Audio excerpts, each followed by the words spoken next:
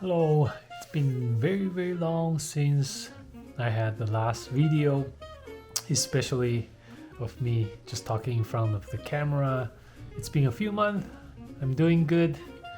Kyoto or Japan in general is back to normal. There are a lot of updates from my end as well, personal updates, as well as the Akiya related news that I would like to share with you in this video.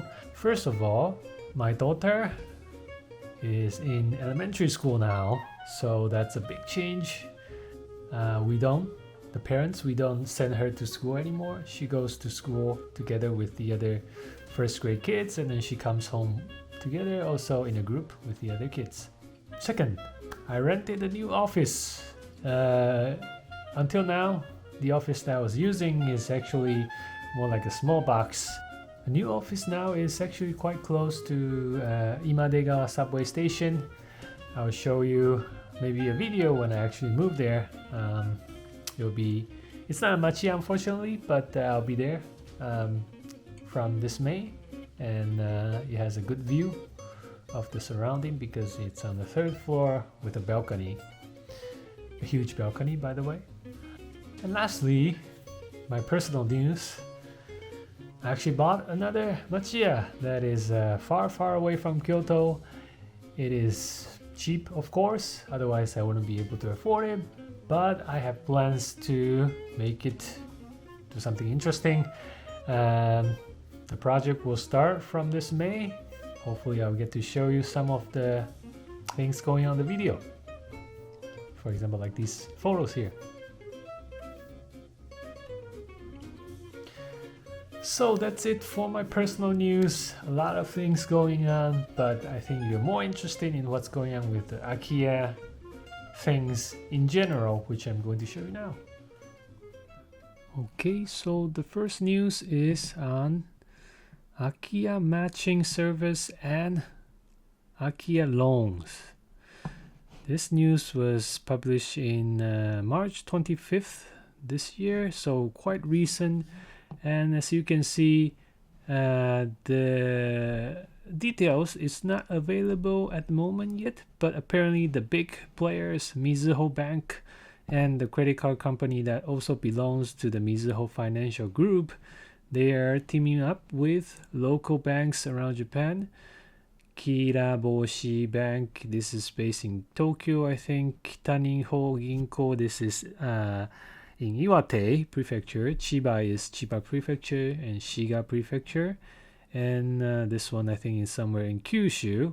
But anyway, they're teaming up with these local banks to provide a matching service between the Akiya vacant home owners and the buyers, and then providing loans for the buyers who wants to buy these Akiya homes. Okay, second news here. This is even more recent, the 10th of April. And this is about Akiya Tax in Kyoto City.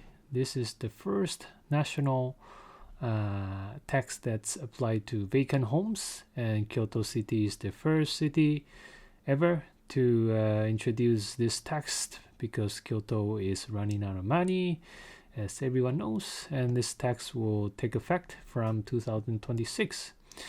And the detail here, you have different taxes that's applied to different values of the land and the house, and also not all of the properties that are vacant are going to be paying these kind of tax. I think some machiya that are registered, they can be exempted from having to pay this tax, but I don't know the detail yet. So it's good that your machiya property has some sort of certificate proving that it is a machiya. This is another news that was on TV just the other day regarding the tax. And basically, they took somebody like Morita Nissan here as an example. A 60-year-old house who has not been used and left vacant. Every year there's 60k yen running cost for the property tax and other bills. but with this Akiya tax, they have to pay additional 20k yen, which is really not a lot, but you know, if your property is bigger in a more prime area of Kyoto, you may have to pay about a bit more than Morita Nissan here. So that was it for the Akiya news. Both of the Akiya loan and Akiya tax, it's not limited to just traditional house, but vacant homes in general throughout Japan, because again, the vacant homes in Japan is one of the big social issues that needs to be solved eventually.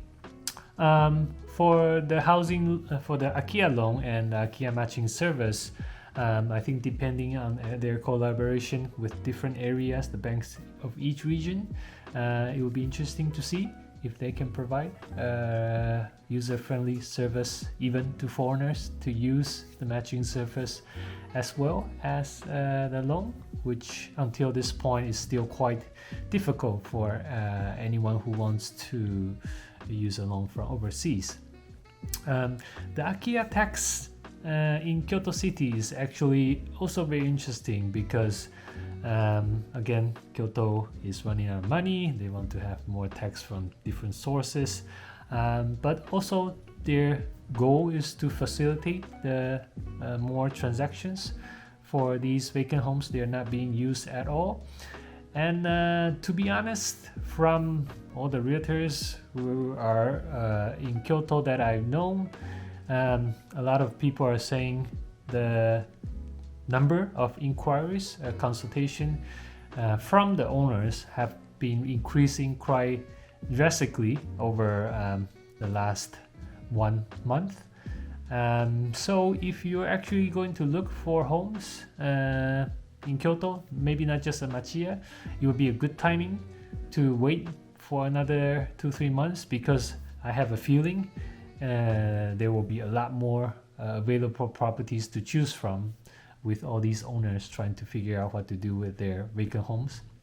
So that is it for this video. Oh, I forgot to share the last news. I am on my way to finish editing my house tour, which is this place in the background. It's taking over 1 year after I moved, but it will be ready. So I hope to share with you soon, preferably this month. Okay, bye-bye.